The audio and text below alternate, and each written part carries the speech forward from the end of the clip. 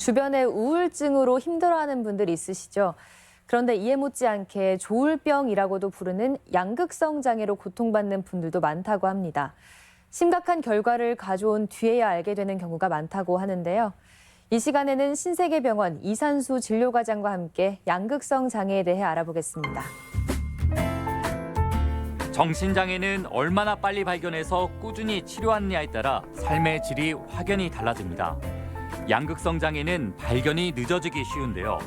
그 원인과 치료법에 대해 정신건강의학과 전문의 이산수 과장과 함께 이야기 나눠봅니다. 안녕하세요. 안녕하십니까. 네, 흔히 조울증이라고 부르는데 조울병이라고 하는데 이 양극성 장애란 어떤 건가요? 양극성 장애는 아까 말씀하신 것처럼 조울병이라고 불리는데요. 네. 조증과 우울증이 있는 기간과 정상적인 기간이 같이 번갈아 나타나는 질환이고요. 양극성 장애에 대한 인식이 낮기 때문에 처음부터 치료를 하는 경우가 드물고 네. 나중에 행동 장애가 나타났을 경우에 병원에 찾게 됩니다. 네, 사실 우울증이라고 하면 많이 들어보기도 하고 또 위험하다는 것도 아는데요. 조증은 그 반대인 거잖아요. 위험할 정도로 기분이 좋다라는 게 어떤 건지 사실 잘 감이 안 오거든요. 조증이라는 것은 한마디로 기분이 무척 좋은 상태를 의미합니다. 사람마다 좀 다르지만 네. 초기에는 기분이 유쾌하고 의욕이 넘치고 부지런해서 사람들이 유능하다는 칭찬을 많이 듣습니다. 그런데 사람이 잠을 자지 못하기 시작하면 여러 가지 문제가 생깁니다. 네. 대부분은 예민해지고 쉽게 화를 내고 사소한 일에 가지고 집착을 합니다. 또한 쉽게 흥분을 하고 다투기 때문에 네. 법적인 문제가 생기기 시작합니다. 또한 지나치게 예민해지면 네. 돈을 많이 쓰고 도박을 하거나 주식이나 사업에 돈을 많이 사용하게 되어 경제적인 문제도 같이 동반합니다. 네. 아주 심한 경우에는 환청, 과대망상, 피해망상 등의 증상을 보이고 횡설수설, 자타의 위험성을 보이게 됩니다. 네. 많은 증상들을 말씀을 해주셨는데 저 같은 경우도 가끔 정말 예민하거나 쇼핑을 자주 하거나 과하게 할 때도 있거든요. 근데 이런 게 정상적인 범주인지 병적인 범주인지는 어떻게 구별할 수 있을까요? 정상적인 기분 상태는 자기 자신의 기분을 조절할 수 있으며 네. 양팔 저울처럼 일정한 범위 내에서 기분이 움직이고 한쪽으로 쏠리더라도 일정한 시간을 지나면 안정을 다시 회복합니다. 그러나 병적인 기분 상태에서는 자기 기분을 조절할 수 없으며 한쪽으로 기분을 쏠리기 시작하면 극단적인 기분 변화를 보이기 시작합니다. 네. 또한 다시 균형을 회복하는 데 오랜 시간이 걸리고 작은 변화에도 예민하게 기분이 변하기 시작합니다. 네. 그럼 양극성 장애는 보통 얼마나 흔하게 겪는 질환인가요? 보통 사람이 양극성 장애에 걸릴 확률은 100명 중 1명 정도이고 네. 대부분 남자와 여자는 큰 차이가 없는 것으로 알려져 있습니다. 대부분 20대에 발병하는 경우가 많은데요. 빠르면 8세부터 아동기에는 산만하고 공격적인 아이로 보일 수 있고 네. 청소년기에는 변덕스럽고 비행청소년처럼 보일 수 있습니다. 노년기에도 발병하는 경우도 있는데요. 노년기에는 뇌의 문제 여부, 즉 뇌출혈, 뇌경색, 뇌종양 등의 문제가 있는지 진단을 하고 나서 치료를 받는 것이 좋습니다. 네. 그러면 그냥 우울증과 이 조울병의 우울증은 어떻게 구별할 수 있는 거죠? 둘이 구분하기에 처음에는 무척 어려운데요. 네. 일반적인 우울증일 경우는 약물에 비교적 반응을 잘하고 기분이 우울하고 잠을 잘 못 자고 식욕이 없는 상태를 보고 알 수 있습니다. 네. 그래서 조울병의 우울증은 초조 불안한 증상을 많이 보이고 약물에 반응을 잘 하지 않고 과식 또는 과수면의 증상을 보입니다. 네. 언뜻 생각하기로 조증은 발견하기가 그리 쉽지가 않을 것 같은데요. 우울증과 계속해서 번갈아서 나타나는 건가요? 양극성 장애의 경과는 다양한데요. 조증이 먼저 발병할 경우에는 진단이 비교적 쉽습니다. 네. 그러나 대부분 우울증과 조증을 번갈아해서 나타나는 경우가 많고요. 처음에 우울증을 나타날 경우에는 양극성 정동장애라고 진단하기 어렵고 차후에 수년 후 조증이 발병했을 경우에 그때 차후에 진단을 확진하는 경우가 많습니다. 네. 그러면 이 발생하는 원인은 뭔가요? 좀 스트레스가 심하면 더 잘 나타날 것 같기도 하고요. 아직 정확한 원인은 알려져 있지 않는데요. 네. 대부분 세 가지 요인으로 알려져 있는데요. 하나는 유전, 둘째는 뇌의 변화, 세 번째는 스트레스로 알려져 있습니다.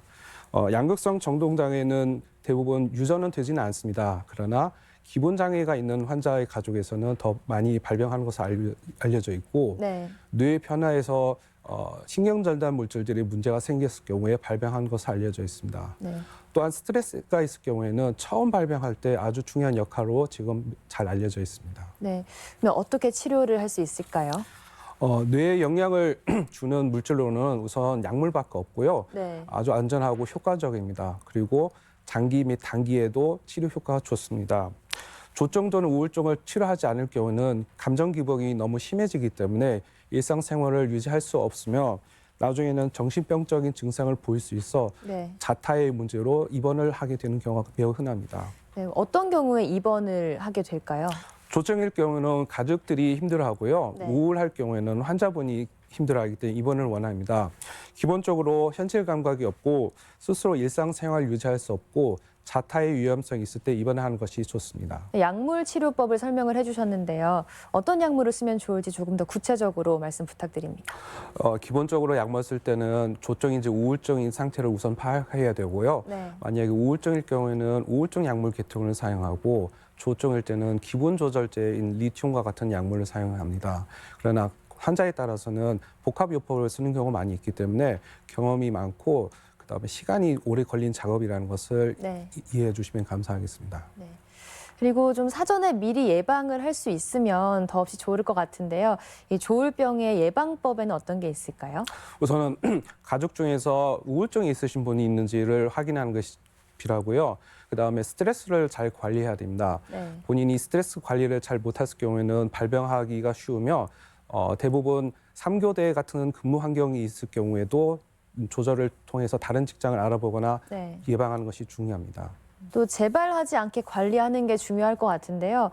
우울증은 바로 눈치를 챌 수 있을 것 같은데 또 조증은 재발을 할지 안 할지 어떻게 알 수 있을까요? 가족들은 대부분 여러 차례 재발을 목격하면은 환자가 언제 위험한지 알 수 있습니다. 네. 개인마다 차이가 있는데요. 대부분 왠지 기분이 좋아지고 말이 많아지고 전보다 잠을 자지 않고 활동에 몰두하고 입는 옷이 화려해지고 치장을 많이 하고 네.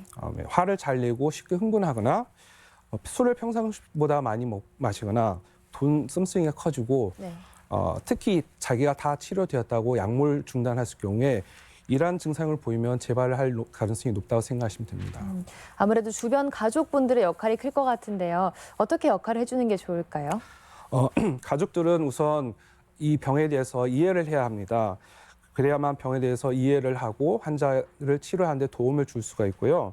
환자 스스로가 병이 없다고 생각하는 경우가 많기 때문에 가족들까지 환자가 병이 없다고 생각하면 치료가 늦어져서 고생하는 경우가 많이 있었습니다. 네. 또한 관심을 가지고 환자의 기본 상태를 파악해서 담당하는 선생님에게 말해주는 것이 도움이 되고요.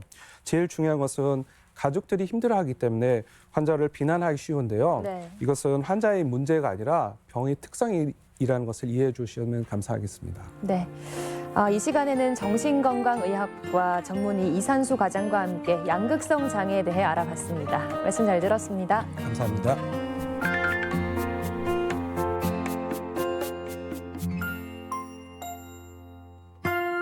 젊을 때는 그 소중함을 모르다가 나이가 들면서 가장 중요한 소망으로 꼽게 되는 게 건강입니다. 중장년층은 다양한 성인병의 위험에 노출돼 있어서 보다 적극적인 관리가 필요한데요. 겨울철엔 활동량이 줄어들고 또 연초 잦은 회식과 음주로 건강에 적신호가 켜지기 쉽습니다. 요즘 같은 때는 식사량 조절과 함께 몸에 무리가 가지 않는 가벼운 실내 운동이 필수라고 합니다. 각종 성인병의 원인인 대사증후군을 예방하기 위해서도 식습관 관리와 운동은 꼭 필요할 것 같습니다. 저희가 준비한 소식은 여기까지입니다. 다음 주 이 시간에 찾아뵙겠습니다. 감사합니다.